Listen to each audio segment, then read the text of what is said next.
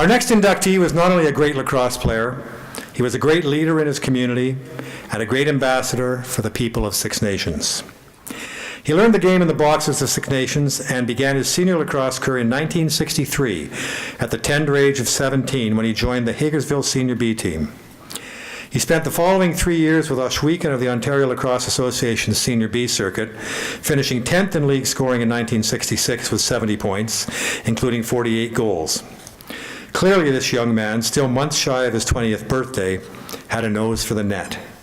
In 1967, he joined the Brantford Warriors and finished in 9th spot in the league scoring table with 69 points and helped lead his team to a President's Cup title as Canadian Senior B champions.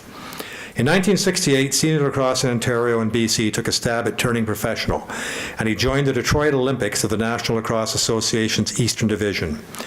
Although the pro experiment wasn't a success, Detroit had an outstanding year, helped largely by his 39-goal season and his superb face-off work, and won the Eastern Division crown, although ultimately losing to New Westminster in the final. Upon the demise of the pro venture, he returned to Brantford, now in the Major Series, for the 1969 season, and racked up 63 goals and 112 points, good for third spot in Major Series scoring. In 1970 and 71, he truly returned to his roots, playing for the Six Nations Braves in the North American Lacrosse League, a league composed of entirely First Nations players. It was back to the Six Nations senior team in 1972, and he played the next 3 seasons there, in Senior B in 1972 and 73, and in the Major Series in 1974. He continued the scoring pace that had become his hallmark, notching 64 goals in 1972, 69 in 73, and 51 in 1974, and racking up 368 points over those 3 seasons, each year finishing third in league scoring. Professional lacrosse had again arisen in 1974, and after playing a few games for the Toronto Tomahawks that year, he joined the Montreal Québécois of the National Lacrosse League partway through the 1975 season, and was a huge asset to a Montreal team that would make the NLL's final series.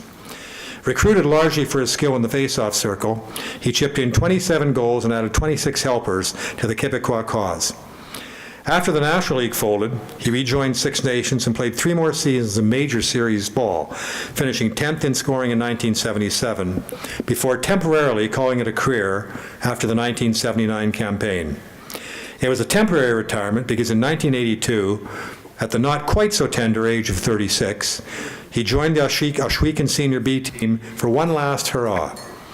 And a hurrah it was as he led the team to a President's Cup title, his second, being named the MVP of the tournament.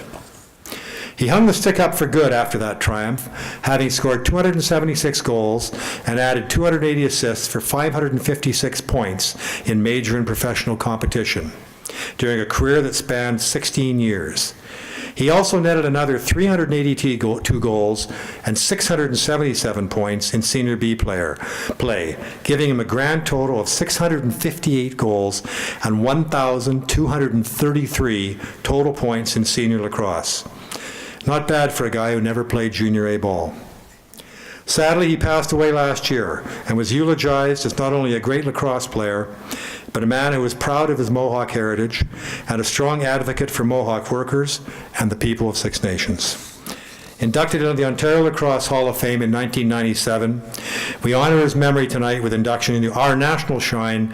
Please welcome Bill Squire. And accepting on behalf of Bill his son, Dallas Squire. Dallas?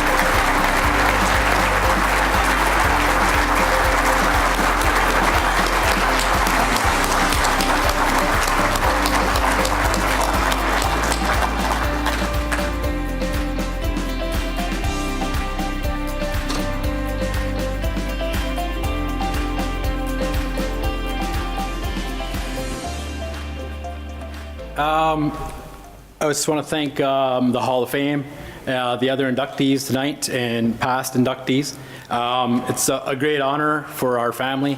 We're very proud. I think Dave might have left out a little highlight of his career. Correct me if I'm wrong, Dave, but I believe in 1968, my father, as a pickup by the Brooklyn Redmen, came out to play against the New Westminster Salmon Bellies in the Man Cup. And my father won the MVP that year as a pickup, so. Just a small tidbit. But yeah, many don't know, my father, he didn't play junior lacrosse. He didn't pick up his stick until much later, like 17 or so. And I unfortunately didn't get many opportunities to see him play, but I do remember his last hurrah, as Dave mentioned, going coast to coast. So something I'll never forget. And the stories, and Dave was his roommate on occasion, so he says. And but it's great to hear those types of stories. So if you guys have any more stories about them, I'd be happy to hear them. So on behalf of my family and my late father, thank you.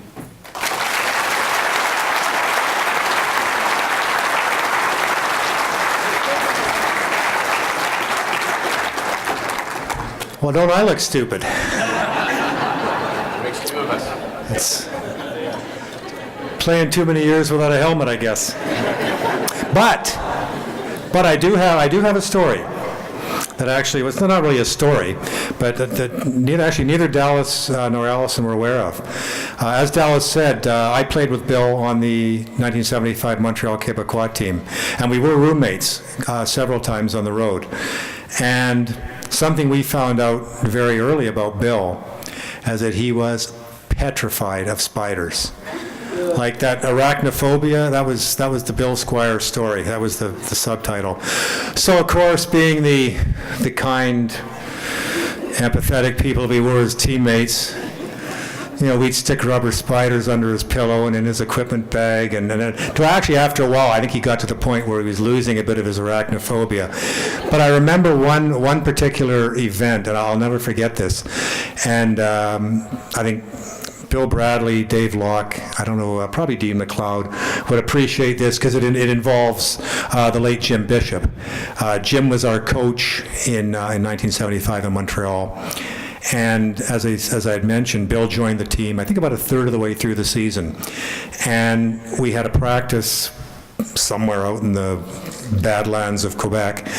And Jim had his magnetic board, which I suppose was the 70s version of today's tablet. And he had the magnetic board up on the boards with his little red and blue magnets, and he's moving things around, going over a drill or something. And because Bill was new to the team, he's sitting up fairly close to the dasher boards, intently watching this. And there's two or three of us sitting in the back, and we're going, hey, look at, there's a spider, there's a spider. Sure enough, there's a spider crawling up the side of the magnetic board. And Bill was right up front. And as I say, Bill, Doc Locke, anybody else who knows of Jim Bishop knows he's a bit of a stickler for discipline.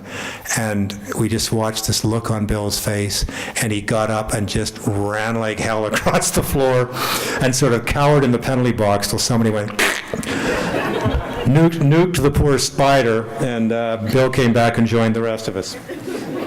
So I can't remember little things like a Man Cup, but I can remember Bill running away from this little spider.